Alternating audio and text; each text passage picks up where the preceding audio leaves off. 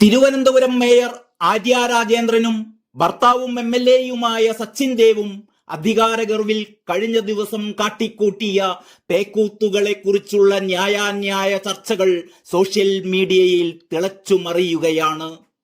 ഏറ്റവും ഒടുവിലിതാ ബസ്സിലെ CCTV ക്യാമറയിലെ memory കാർഡും ആവിയായി പോയിരിക്കുന്നു എന്ന വാർത്തയും എത്തിയിരിക്കുന്നു. ബസ്സിലുണ്ടായ ആ തർക്കത്തിനെല്ലാം സുപ്രധാന തെളിവായി മാറേണ്ട CCTV ദൃശ്യങ്ങളായിരുന്നു പോലീസ് സംഭവ സ്ഥലത്തെത്തിയ ഉടനെ പരിശോധിക്കേണ്ടിയിരുന്നത്.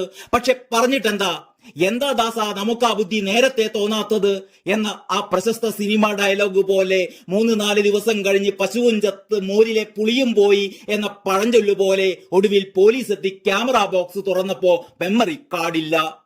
മെമ്മറി കാർഡല്ലേ പോയുള്ളൂ, ബസ് കത്തിച്ചില്ലല്ലോ എന്നാണ് ഒരു പ്രമുഖ അഭിഭാഷകൻ TV ചർച്ചയിൽ സ്വയം സമാധാനിച്ചത്.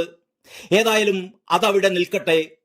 ഒരു ദിവസക്കൂലിക്കാരൻ KSRTC ഡ്രൈവറെ അധികാരവർഗം ക്രൂശിക്കുമ്പോൾ തൊഴിലാളിക്കൊപ്പം നിൽക്കാൻ തയ്യാറില്ലാത്ത തൊഴിലാളി സംഘടനകളെ ഓർത്ത് ഈ തൊഴിലാളി ദിനത്തിൽ ലജ്ജിക്കുന്നു എന്നാണ് പ്രശസ്ത നാടക ചലച്ചിത്രകാരൻ ജോയ് മാത്യു ഫേസ്ബുക്കിൽ കുറിച്ചത്.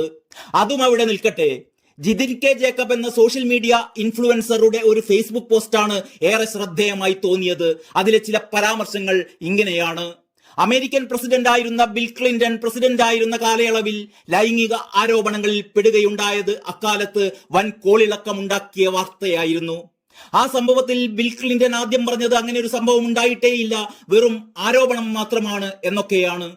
പിന്നീട് കൂടുതൽ തെളിവുകൾ പുറത്തു വന്നതോടെ അദ്ദേഹം തെറ്റേറ്റു പറഞ്ഞ് അമേരിക്കൻ ജനതയോട് മാപ്പപേക്ഷിച്ചു. അതിനുശേഷം അമേരിക്കയിൽ നടത്തിയ എല്ലാ അഭിപ്രായ സർവേകളിലും അമേരിക്കൻ ജനത ബിൽ ക്ലിന്റന് എതിരായിരുന്നു. അമേരിക്കൻ ജനതയെ അസ്വസ്ഥരാക്കിയത് ബിൽ ക്ലിന്റൺ എന്ന അവരുടെ പ്രസിഡന്റിന് നേരെ ഉയർന്ന ലൈംഗിക ആരോപണമായിരുന്നില്ല, മറിച്ച് പ്രസിഡന്റ് കള്ളം പറഞ്ഞതായിരുന്നു.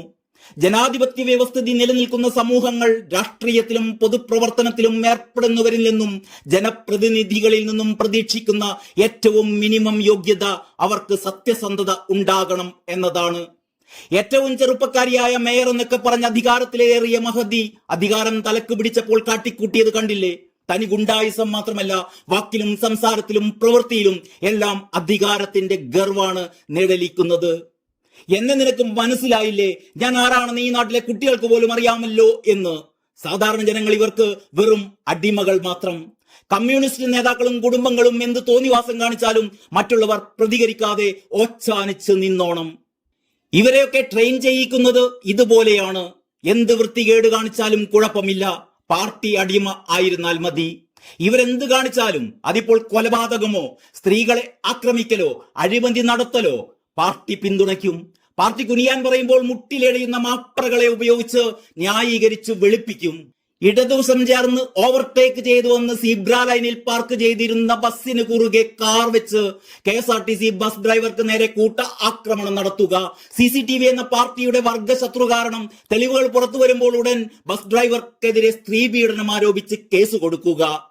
ഈ നശിച്ച വർഗത്തിന്റെ സ്ഥിരം ഏർപ്പാടാണിത്.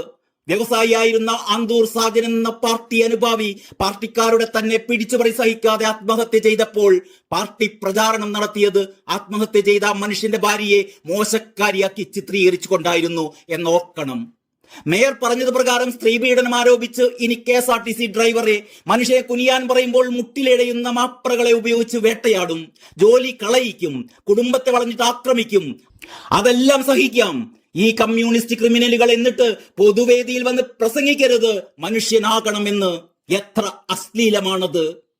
സോഷ്യൽ മീഡിയയിൽ ഇങ്ങനെ മേയറുടെ അധികാര ഗർവിനെതിരായ രോഷം തിളച്ചുമറിയുമ്പോൾ മേയർക്ക് പിന്തുണയുമായി DYFI സംസ്ഥാന സെക്രട്ടറി VK സനോജ് രംഗത്തെത്തിയത് ഏറെ കൗതുകകരമായി.